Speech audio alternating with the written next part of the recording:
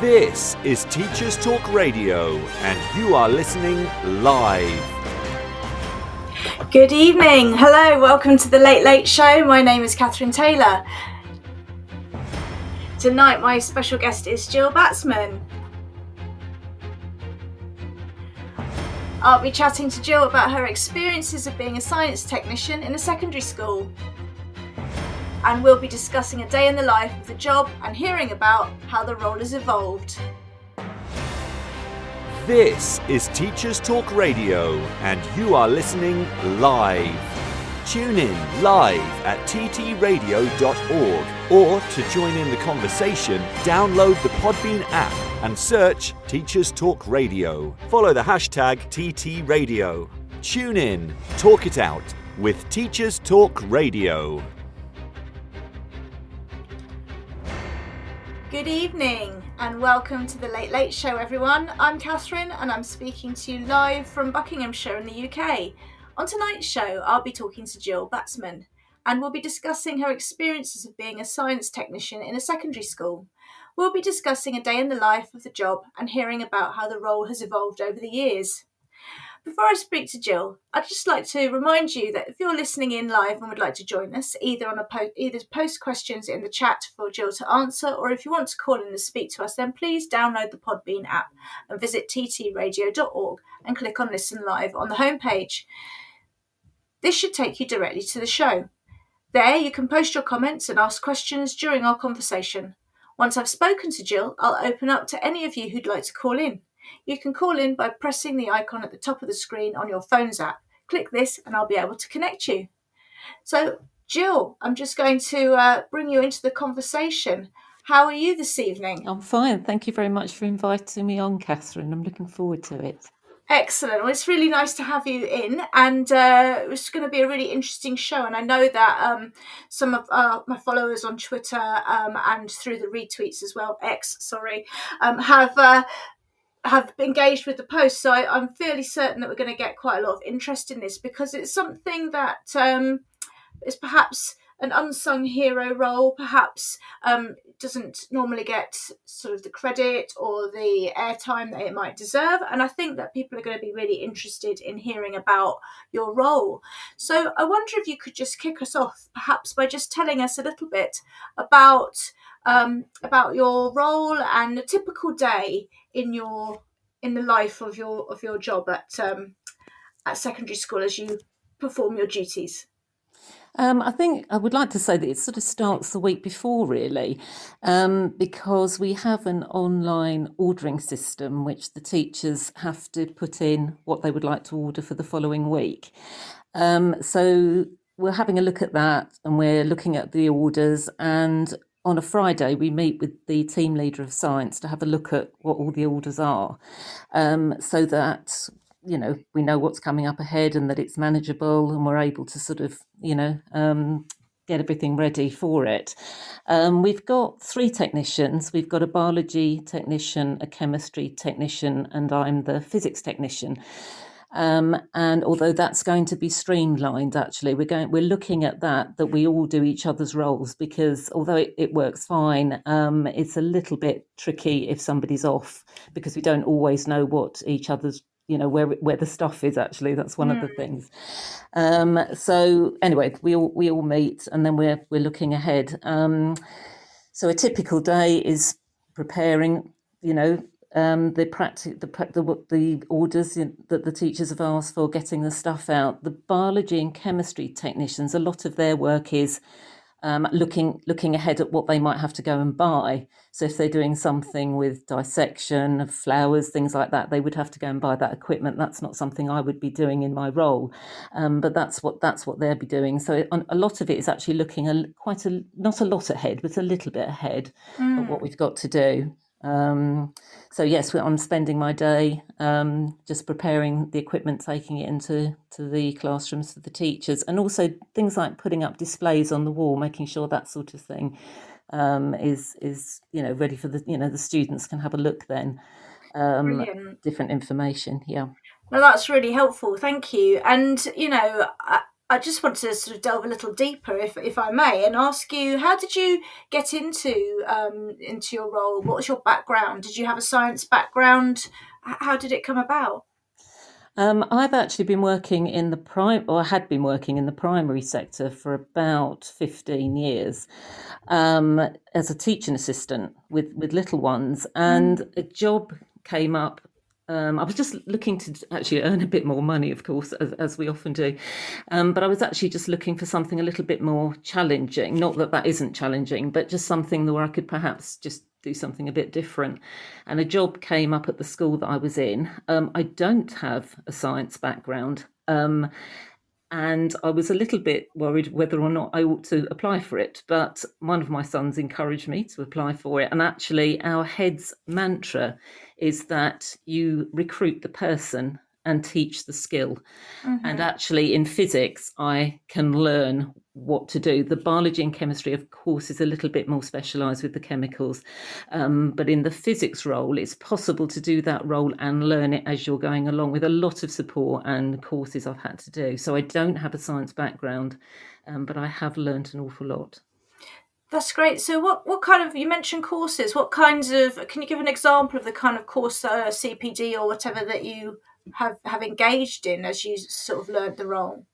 A lot of the learning's been at school, actually. The teachers themselves have taught an awful lot. Just different courses that pop up, really. Just how to run a prep room, or, PAT testing, which is testing the electrical equipment. There's all sorts of there are available courses. Not always, you don't always have to pay for them. We're very encouraged to do CPD. Some of that is free. Quite a lot of it online is free. FutureLearn, the TES do quite a lot of courses as well. And CLEAPS, which is that's the organisation. It's actually quite a wordy consortium of local education authorities for the provision of science equipment, and they actually oversee the health and safety, and they run a lot of courses as well. They run a lot of courses that we can do. No, that's really brilliant. So in terms of your sort of responsibilities that you'd handle on a daily basis, you've already mentioned that you talked about the health and safety, and we'll come back to that, if I may, in a little while. But in terms of what you would, once you've worked out what equipment is needed, sort of how far in advance are you setting that up in the room? Because schools are very busy places, and I guess it's one of those things, you have quite a small time frame to get in and get out. Is that quite a challenge? It can be. We have, because of the way our timetable is, we have 2 lessons, and then we have tutor time and break time, and then another 2 lessons, and then lunch time. So there's time first thing in the morning. I get in quite early. The other techs get in slightly later. Then I leave a bit earlier not before. Hello? We lost you very for a moment. Jill, can you hear me? You seem to have lost the sound. Can you still hear me?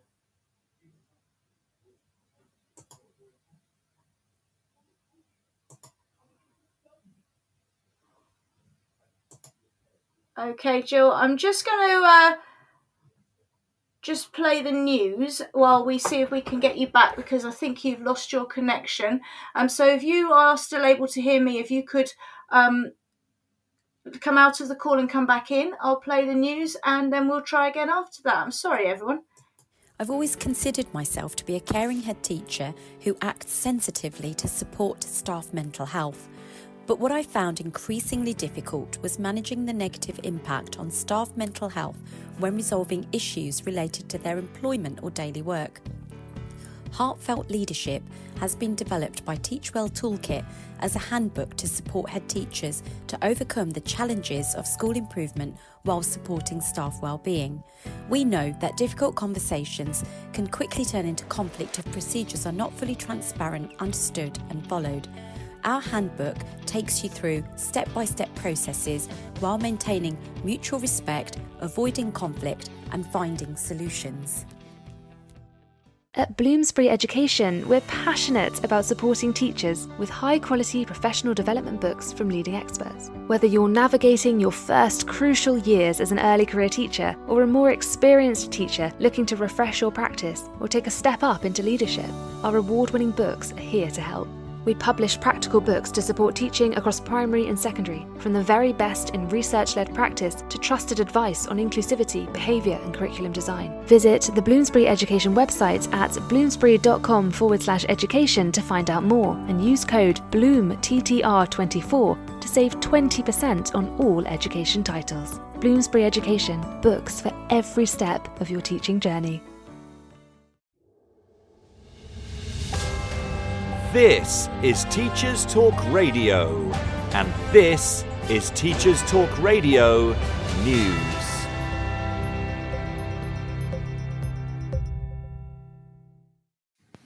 Multiple media outlets have covered comments made by UK Prime Minister Rishi Sunak about pro-Palestinian demonstrations which are taking place on university campuses nationwide.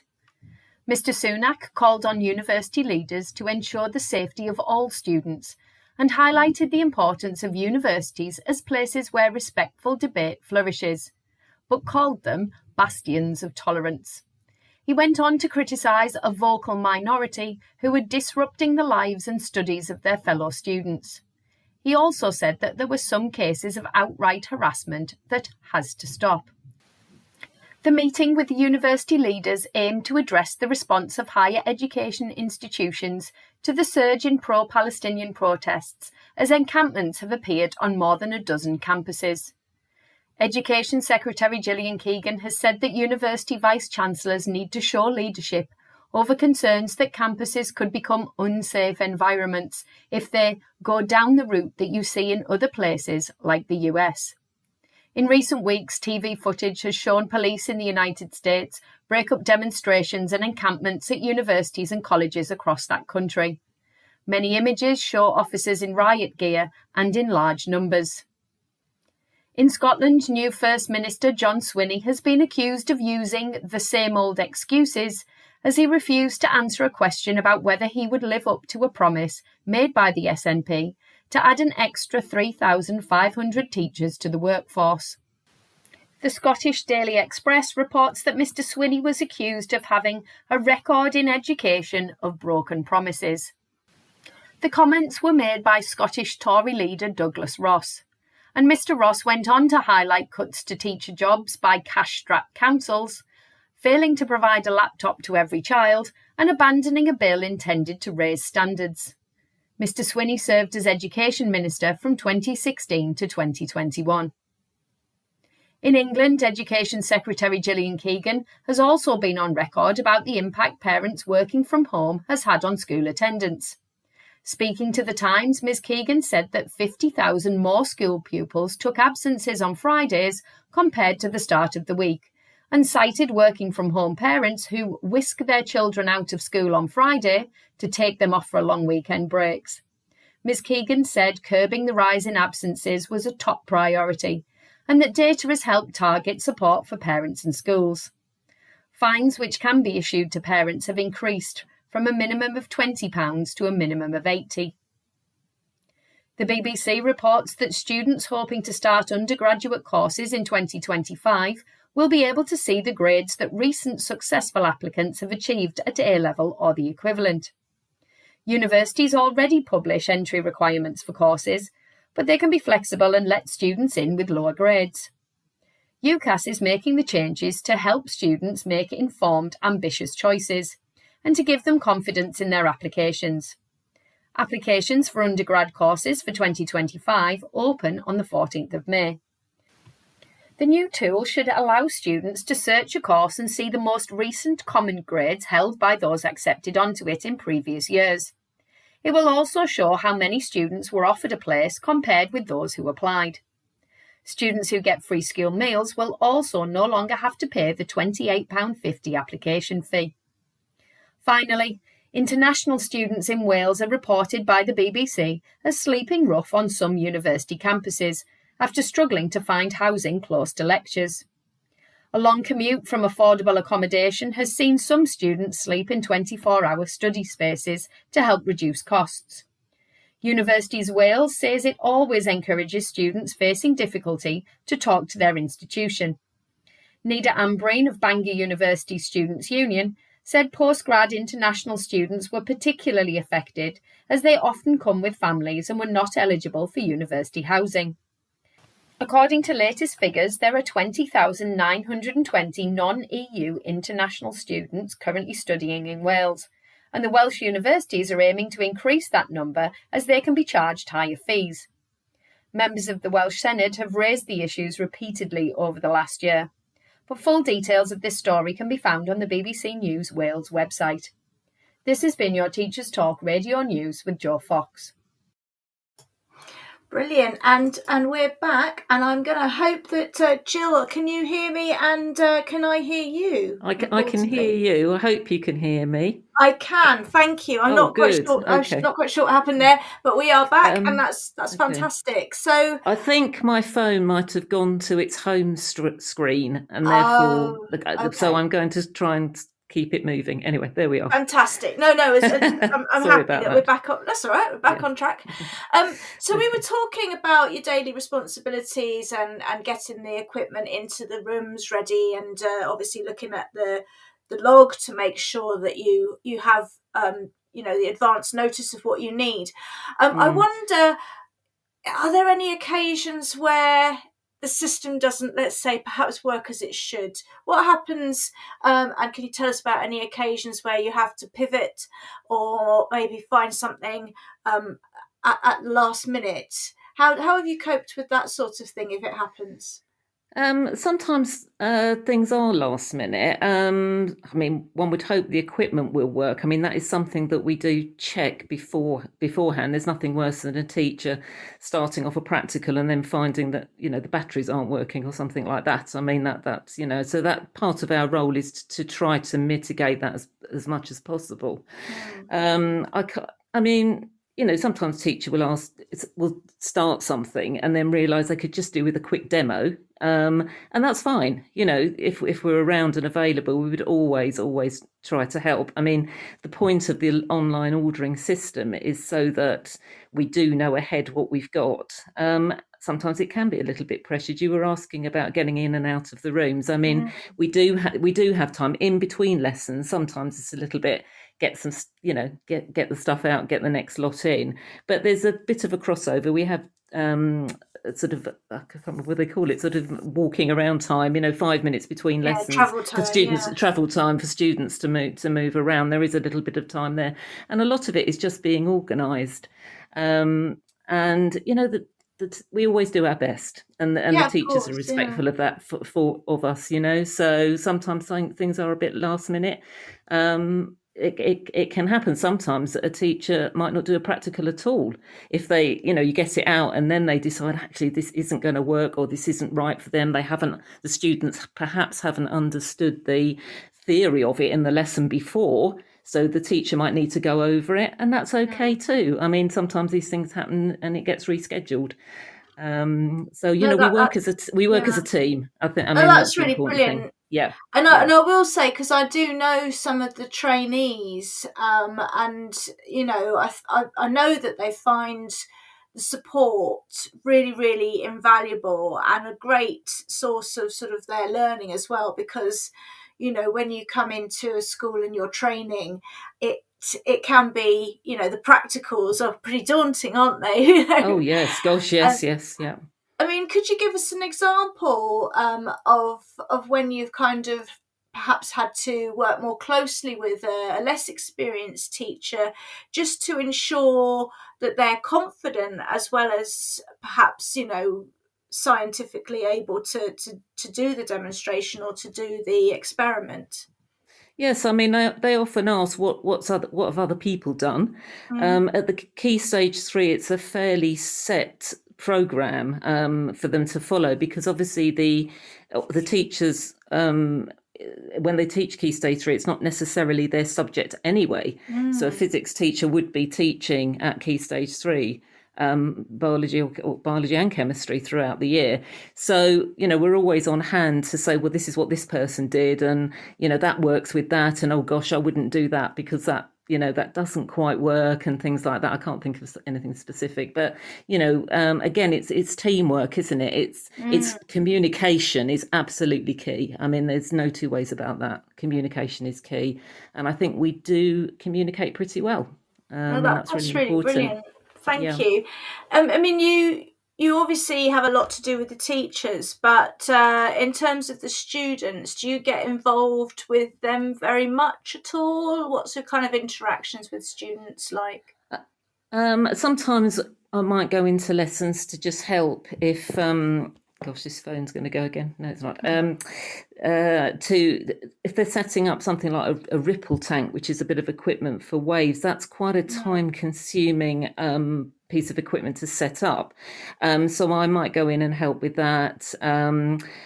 As regarding sort of outside of lessons, I was a co-tutor before the pandemic. I haven't done that since the pandemic, but I was a co-tutor. So that's a really good opportunity to get to know students and for them to know actually what we do as well in tutor time. We can catch up a little bit, and because I'm sure a lot of students just think this equipment appears and disappears and doesn't quite know how we got there, I think they think that about us. I'm sure they think I live in a cupboard.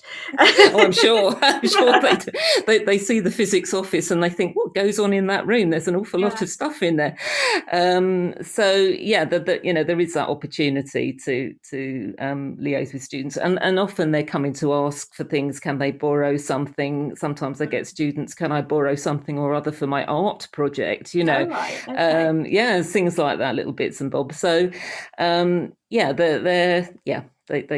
kind of, they come and ask if they want something. Yeah. Oh, that's brilliant. Thank you.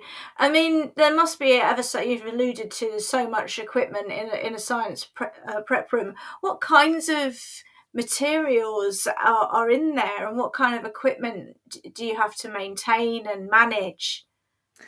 I sort of, when I was thinking about this, talking about it, thinking about what I was going to say, I think it's a bit like an old-fashioned hardware store, to be honest. It's got, particularly physics, actually, I think, with all it's almost like toys. It's not, it's obviously more serious than that, but, there's so much, there's electrical equipment, there's power packs, we've got radioactive sources, stuff like radium, wires and springs and masses, which are the weights, things like resistors and capacitors, obviously circuits, equipment, motors and buzzers and trolleys and ramps, it goes on and on, oscilloscopes. We're very well resourced. We're very fortunate. A lot of the equipment has been there quite a long time, but it still works.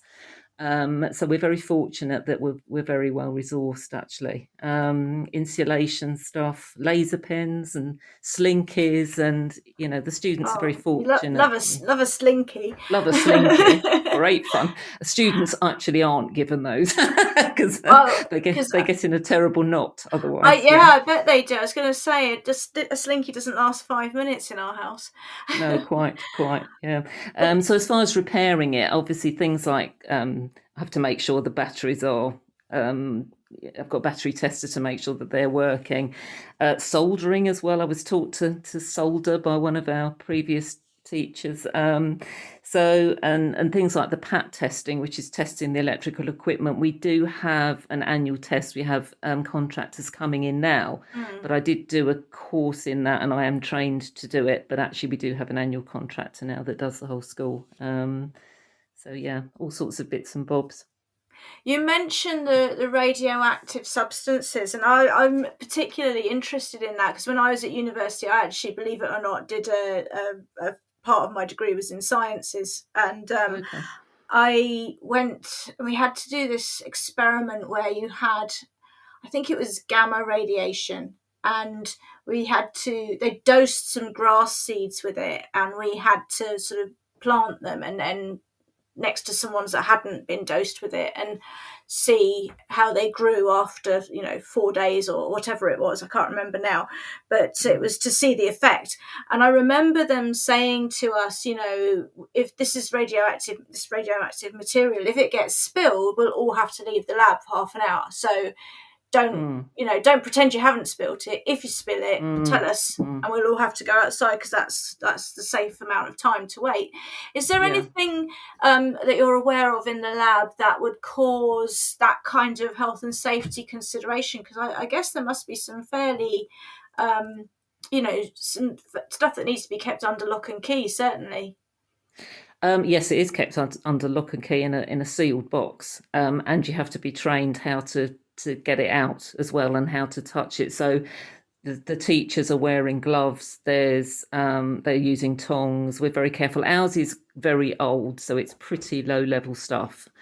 The laser pens actually are probably a little bit more, if they're pointed in the wrong direction. But at the start of the lesson, the sixth formers would be perhaps using, would be using the radioactive materials more than younger students, and the laser pens as well. But it's, you have to know what you're doing, and it has to be tightly controlled. We do have somebody in, I couldn't quite remember how often that is, maybe every couple of years. With the pandemic, it's difficult because obviously that didn't happen, to come in and check that we are following the right protocols and things like that. And the subject leader for physics has done a specific course as well for radioactive material, so he can, talk to other teachers about what they should and shouldn't be doing as well. But he's got the overall responsibility for it, for the radioactive materials. Yeah. So thank you. That's a really good answer, and I think it's so interesting because health and safety is such a big part of it, isn't it? And I wonder if you could talk a bit more generally, or with maybe specific examples, if you have them, about how, what are the safety steps in place? Because certainly, nobody wants an accident, and nobody wants, we want to try and allow students to have the experiences, when some of them they're not risk-free, are they? So what sort of things are the hazards, the main hazards, and how do you mitigate for those? We need to make sure that the labs are clean and tidy and there isn't stuff all over the floor. So when the students come in, their bags shouldn't be a trip hazard, that type of thing. As far as chemicals are concerned, once the teachers use that, then they should be removed from the room pretty, as soon as possible. I don't have anything to do with chemicals, so that would be a chemistry technician that would deal with that. We have copies of the lab rules which are around the room, and each student's got those lab rules in the front of their exercise book. And so if the teacher's doing something where they feel they need to be reminded of them, then they'll do that at the start of the lesson. It can be a minefield, of course, but there are the specific things that we've got to follow, and keeping the rooms tidy and things like that. That's really important, and explaining to the students about the equipment as well. There's certain things at the start of a lesson where a teacher will go over, as I said, what they should or shouldn't be doing with it as well, because a lot of students in one room all doing stuff at once can be a little bit tricky. Definitely. I can tell you, and this will horrify everybody. And I don't. When you hear the story, I say I don't know if you're listening, sir, from year 8 in 1992. But when I tell you the story, we might imagine he's long since departed. It was an experiment showing the effect of cigarette smoke on lungs, and he'd set up a bell jar and it had cotton wool in it. And he basically whipped out a packet of cigarettes and lit one, had a couple of puffs, and then put it onto the bell jar, and it had a sort of bellows or something to make it draw the air in, and we saw the cotton wool going all black. But I just thought, can you imagine lighting up? Oh, I would. I must have been 13 or 14, and it was wonderful. Very scandalous. But Yeah, It we just don't do that happen. anymore. No, No, it's just. But on that note, is there anything like that you can say, well, actually, times have really changed and we don't do that anymore? What would you say is something that you've noticed over the years has really changed? I've only been a technician for 8 years, so that's probably not perhaps long enough to know anything. I suppose when we were with the pandemic, I guess things like cleaning the equipment, perhaps we're a little bit more aware of that sort of thing now. Obviously, when that was going on, once we got back to school, and we were doing practicals, a lot of schools were not, but we wanted to try and do as much as we could. But stuff had to be quarantined, and if it had been used by one class, it couldn't be used by another class for another 48 hours, and all of that. And so I think that's made me, anyway, a lot more aware of making sure things are wiped down properly. I mean, we do, obviously, particularly with biology, it has to be wiped down because of what you're doing. But yes, I think that's had certainly a bit of more of an effect on me, just to yeah. I mean, I'm a pretty clean and tidy person, of course, but it's just made me a little bit more aware. Yeah, and of course, and I remember that we had signs up during the when we came back after the sort of the period of home education. We came back and everything was sanitized, except in the science labs where it was a fire risk. So I mean, how did people cope when you went? I do remember people were sort of told not to have the hand sanitizer out on the desk and things like that. Because some of it's non-alcohol, so it's not flammable. So it would some of it was the stuff we had in the classrooms. Yeah, the students couldn't have their own out, but we had sanitizer in the classroom and wipes that were non-alcohol, so it wasn't a problem. Oh no, that's because I always wondered about that, and I thought that's quite an interesting point because people, it might not be something you'd immediately think of to have your hand sanitizer out on the desk, which of course at that time people did, didn't they? Of course, yeah. And also water bottles. I mean, we don't have water bottles out on the desk because if a student knocks that over when you've got something electrical out or anything out, I mean, you don't want them on the desk anyway, really, because if they do tip, they just make a mess. But that side of thing, and certainly no eating. So in tutor time, the students wouldn't be allowed to have a snack or anything like that. So that we don't have that sort of thing in science either.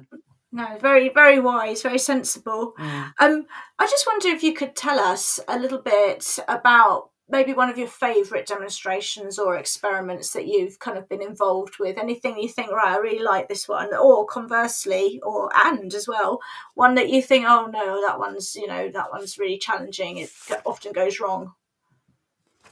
I think I do like the air track, which is showing pressure. I don't know why I like that, but I just get quite excited. I actually really like the radioactive stuff as well. I mean, I do, I'm not always in the room. I'd stand back from that, but I do really like that because I think, isn't it a banana that's the most radioactive? I think something like that. Yeah, you can't eat a lot of them, can you? Yeah, something like that. I just love it. I just love all the different things that we do. I think I like the variety of it. The Van de Graaff is always fun.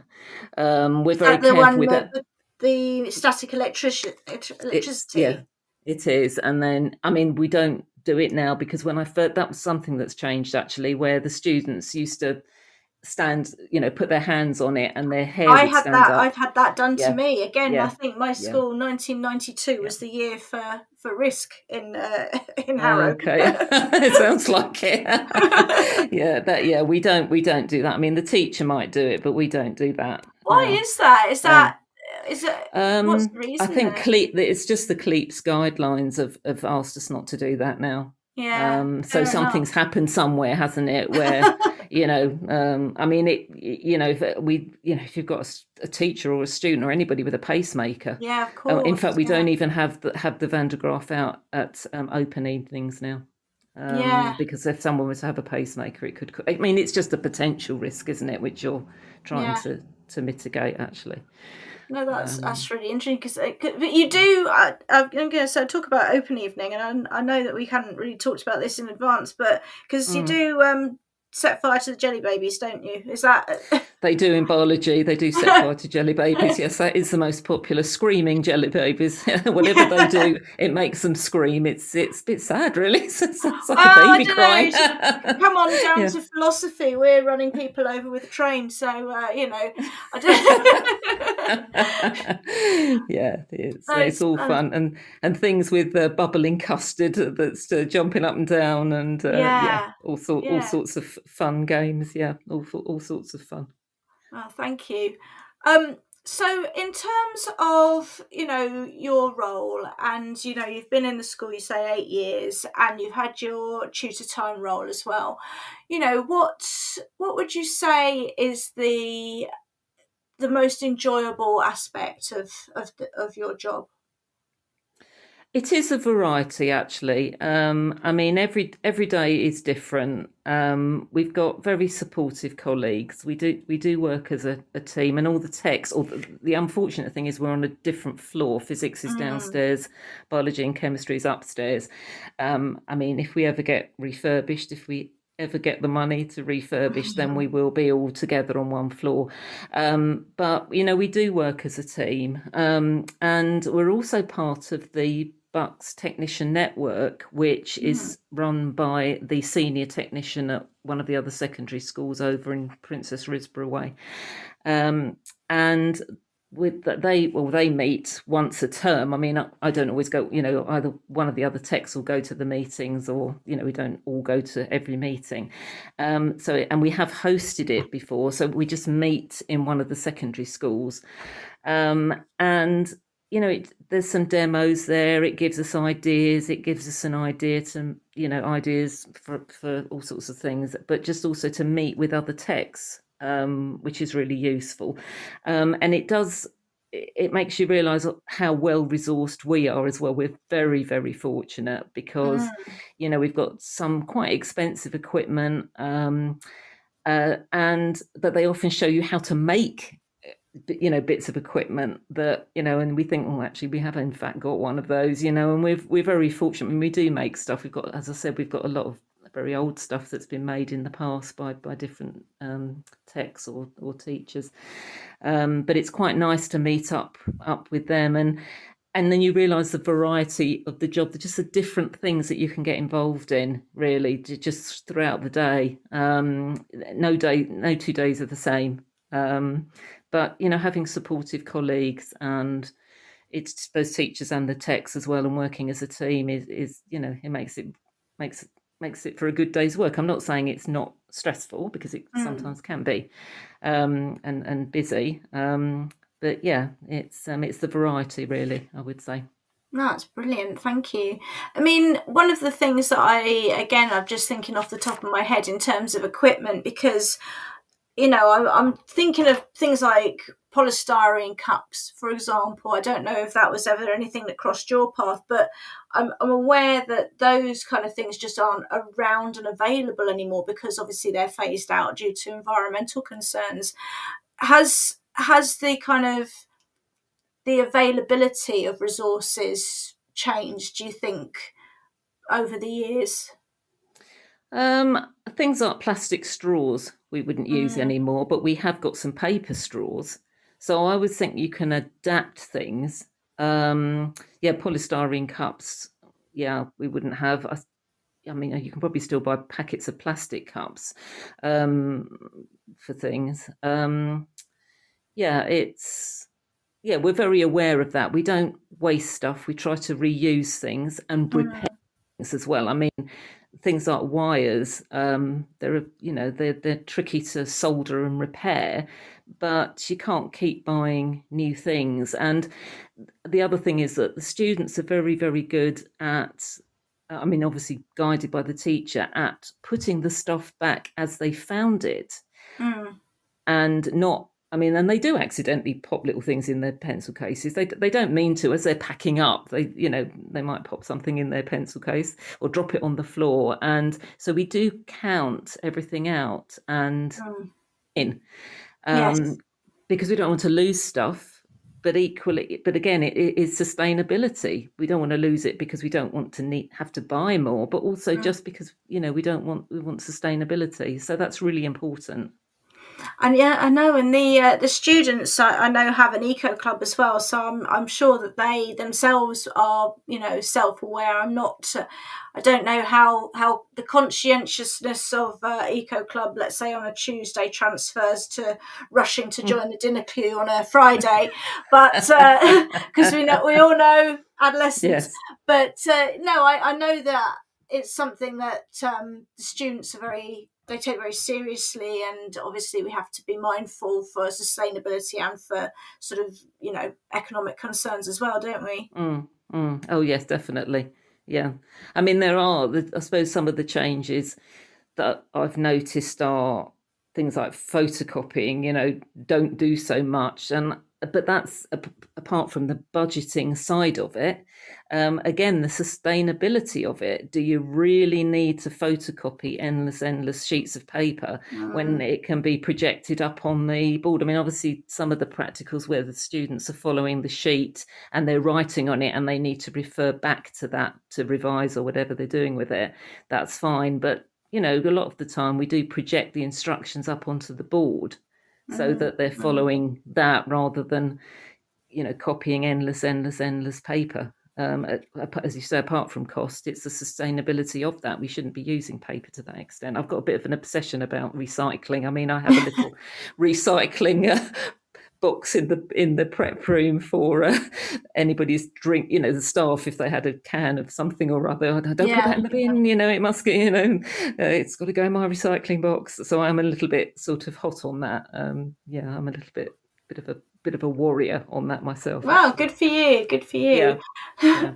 I don't know my children. I don't think my own children would agree with that because I'm constantly nagging them. But well, I think it comes to us all where we do want to try and do our bit, and I'm sure they will appreciate it. Because I mean, I don't know. You can tell me a little bit more, or not as much as you want to, about your sort of more holistic relationship with the school, shall we say? Because I know that you have had more than just a professional interest. Yeah, in what way? With my children, you mean? Yeah, well, I mean, say as much or as little as you'd like, because I just want to sort of capture the whole kind of your school life, really. In terms of what I do in terms of how you have how it's been with, because I'm not sure exactly whether you joined the school after your children were there and how it was like. Sorry, I wasn't sure what you were referring to. Sorry. Yeah, no, that's fine. So my eldest son joined about 2001, and I had another two sons that went through the school. But I joined as the youngest one left, actually, I see. Okay. Which is probably they probably were quite pleased about that. They were, as I said, one of them was the one that suggested the job when they saw it. So yes, I've had a very long connection with the school, and it's a lovely place to be. It's warm and it's welcoming, and I think it's the I'm trying to think how to describe it really, the extracurricular stuff that goes on top of everything. I mean, what I've taken part in since I've been there is things like Movember, which is raising money for men's health. So that was last November. One of the staff set up a team for that. I mean, what was your involvement in that then? Because I'm presuming it wasn't to grow a handlebar moustache. It wasn't to grow a hand. No, it's evolved from that. I think that's how it started. Yes, actually, but it has evolved, and it's now just focusing on raising money for men's health. Both mental and physical health, and I have got 3 sons, so I'm a little bit more invested in that. But one of the staff set up a team. I already do about 13,000, 14,000 steps a day when I'm at work, just because I'm moving around the school and up and downstairs and, goodness knows what. But it was really to, increase your exercise. I'm fortunate that I'm a member of the gym. We do get subsidised membership for the gym as part of the well-being for staff, which is a very lovely thing to have. So as a team, we were all just uploading what we'd done every day, which I'm sure became a little bit competitive for some people. But the opportunity to get involved in things like that is brilliant. As I say, being a co-tutor, I was able to do that. Also, not long after I started, so it's probably about 6-7 years ago, the subject leader for physics and myself and 2 sixth formers went up to the local primary school and we did some demonstrations. In fact, we took the Van de Graaff at that point with us to the year 6 students so that they could have a little taster of what goes on in science before they joined their secondary schools. So obviously not all the students would be coming to our school, but they would all be going to a secondary school and be doing some science. So we did some little demos, little circuits, things like that to show the students. And that was really fun. And it's really lovely to get involved in that sort of thing as well, to have the opportunity. If you want to, I mean, you don't have to. But I think if you're going to be part of the community of the school, then it's important to sort of get a little bit involved where time allows. No, that's brilliant. Thank you. I mean, I wonder if because we've got about sort of just under 15 minutes left. I've got to play the adverts again in just a minute. But before I do, I wonder if you could tell us, what would you say was your most memorable experience or rewarding experience that you've had whilst working as a science technician? I would say probably going up to the primary school, actually. I really enjoyed that. I really enjoyed going up and showing them. They were so excited. I mean, when the year 7s join in September, they're always very excited. They're very excited in science. They're very excited to see a Bunsen burner. It's all very exciting. And I really love that wonder and that awe, and because it's all new to them. Obviously, teenagers are teenagers, and as they go on, they become a bit lackadaisical about things, but in their hearts, they're still a little bit excited about it, but they just don't want to show it. But I do love that year 7, those younger ones, when they come in and their absolute awe and excitement about all the new experiences. It's wonderful to see. I really enjoy seeing that. It's lovely. Oh, brilliant. That's really great. I'm just going to play our messages one more time. It's only going to be just for a couple of minutes. And then when we come back, and you can think about this just while we're muted, what advice do you think you might give to somebody who's considering applying for a job as a science technician? So we'll come back to that question in just a moment. I've always considered myself to be a caring head teacher who acts sensitively to support staff mental health. But what I found increasingly difficult was managing the negative impact on staff mental health when resolving issues related to their employment or daily work. Heartfelt Leadership has been developed by Teachwell Toolkit as a handbook to support head teachers to overcome the challenges of school improvement while supporting staff well-being. We know that difficult conversations can quickly turn into conflict if procedures are not fully transparent, understood and followed. Our handbook takes you through step-by-step processes while maintaining mutual respect, avoiding conflict and finding solutions. At Bloomsbury Education, we're passionate about supporting teachers with high-quality professional development books from leading experts. Whether you're navigating your first crucial years as an early career teacher or a more experienced teacher looking to refresh your practice or take a step up into leadership, our award-winning books are here to help.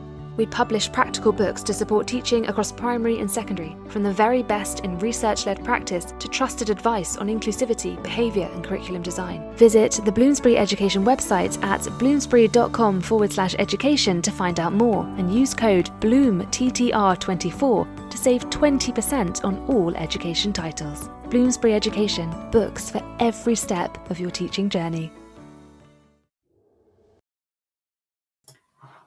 So we're back. We've just got about 10 minutes left of the show.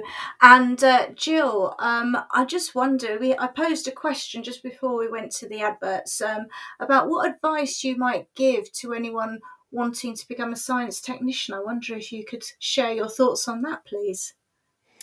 You need to be prepared to get your hands dirty, I have to say.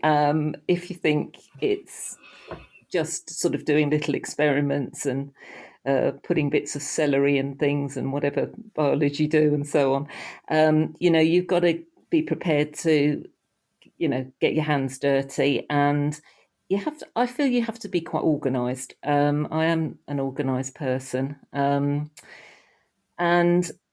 it's a busy job. We have struggled to recruit because it's not desperately well paid, and I think that is a bit, that is a real shame, because I think if it could be recognised a bit more, not by the school, I mean it's out of the school's hands, but as a profession, I'm not sure someone would go into it as a career, because it's often a stepping stone into teaching, which is great as far as teaching is concerned. But it's I think in some ways it is a little bit undervalued. I mean, you sort of said that suggested that at the beginning, really, which is a real shame, because it's valuable. I mean, as far as the required practicals are concerned for students, the teacher can do a demo, but we sometimes you have to, depending what it is, but we, as much as possible and most of the time, will do a full practical for students to do, because it's much more valuable learning, that topic if you're there actually doing the experiment. And there's an enormous amount of work that goes into preparing that stuff, getting it out, carrying it around.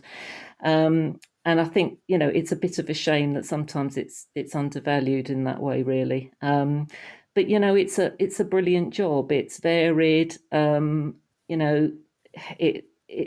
as you've got supportive colleagues, I'm sure some people are listening and feel that perhaps that they're not as supported, but we are very fortunate that we are, and that does come from the top, the team leader. And I think it's a great job, but you do need to be prepared to be adaptable, and for things to change sometimes quickly. You have to have quite a degree of patience as well. And it's I mean, I think it's it's valuable. It's a great job, and I've been very fortunate, or I'm very fortunate to be doing it. So. Oh, brilliant. Thank you.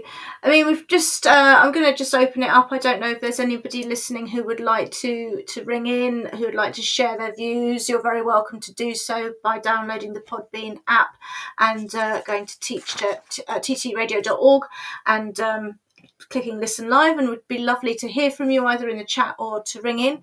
But while we wait to see if anyone will do that, I just wonder, Jill, I wonder what your views are. Is there anything you would wish to see happen? Perhaps you've already mentioned the sort of the remuneration package. I think we can all agree that there's not enough money sloshing about in education, and there hasn't been for a very long time, which is detrimental, I think, to everybody involved. But what else would you like to see change, or perhaps changes that you don't agree with, or anything like that, or just about education in general?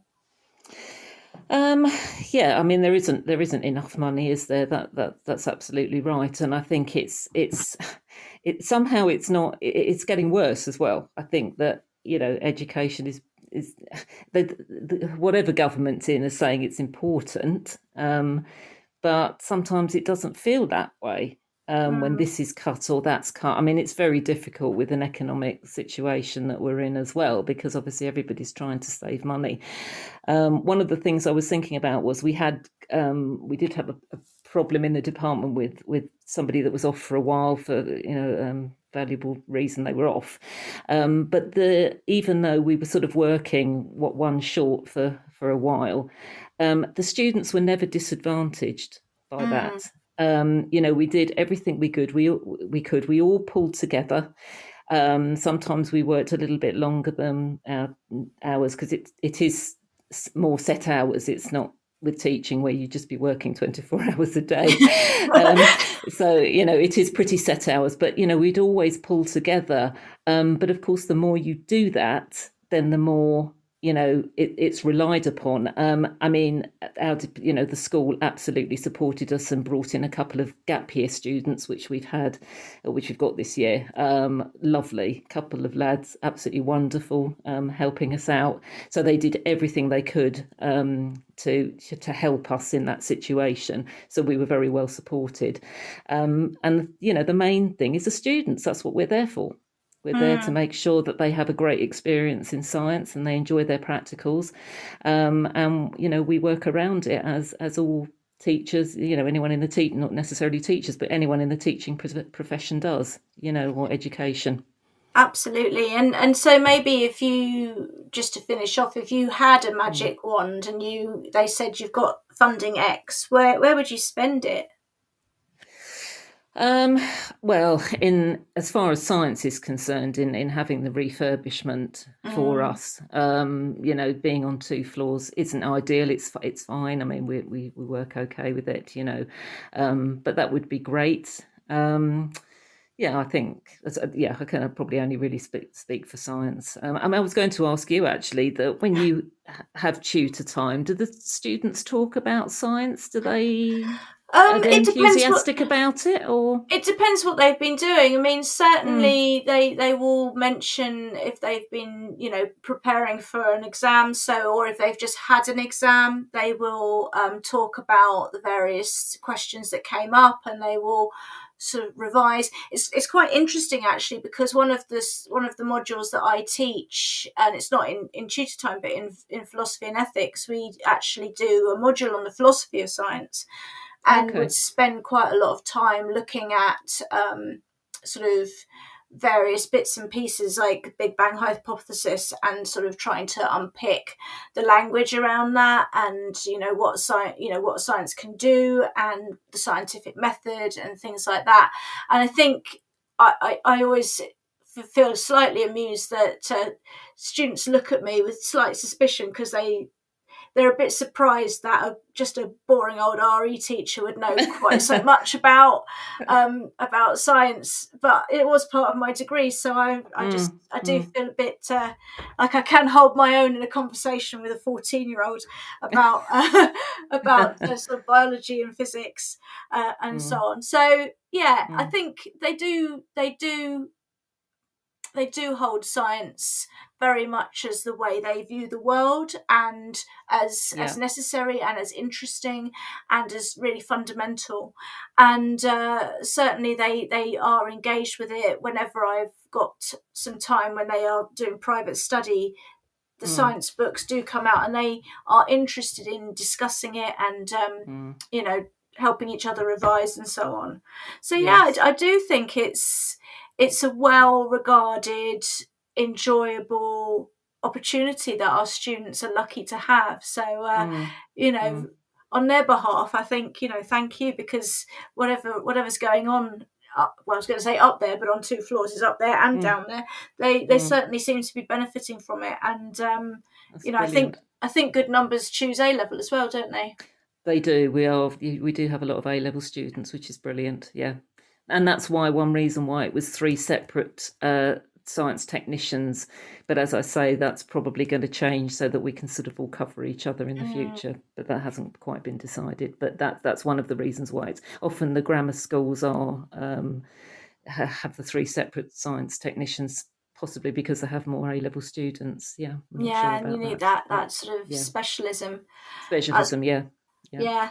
Thank you so much, Jill. It's been a real pleasure talking to you, and thank you for all that you do. And it's been really interesting, because as teachers, it's very easy for us to be a bit, not ostrich-like, but just very focused on what we've got to do next.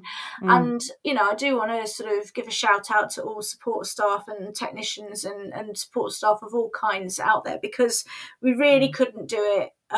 We couldn't do it without you guys, and it's really important that support staff are recognised for the brilliant work that they do, because school just, you know, if everyone who works in support didn't come in tomorrow, we would know it would about all fall it, apart. It would. But, you know, it's two-way, and the teachers are very supportive as well. Excuse me. So, you know, it's a two-way relationship for sure. All right. Well, that's been so brilliant. And thank you, Jill. And I'll see you very soon, I'm sure. Thank you so much for calling in this evening and sharing your views with us. And I know that our listeners are going to really appreciate the opportunity to have that insight into the role of the science technician. So thank you. Well, thank you very much for having me. I've thoroughly enjoyed it. Thank you. You're welcome. Thank you very much. And I just leaves it for me to say that brings us to the end of today's Late Late Show. Many thanks to today's special guest, Jill Batsman, and to all of you who've joined us live. Remember, there are Teachers Talk radio shows all through the week with plenty of opportunities to listen to all kinds of topics across all kinds of education subjects. Teachers talking to teachers is what we are all about here. Join me again fortnightly at the same time. Bye for now.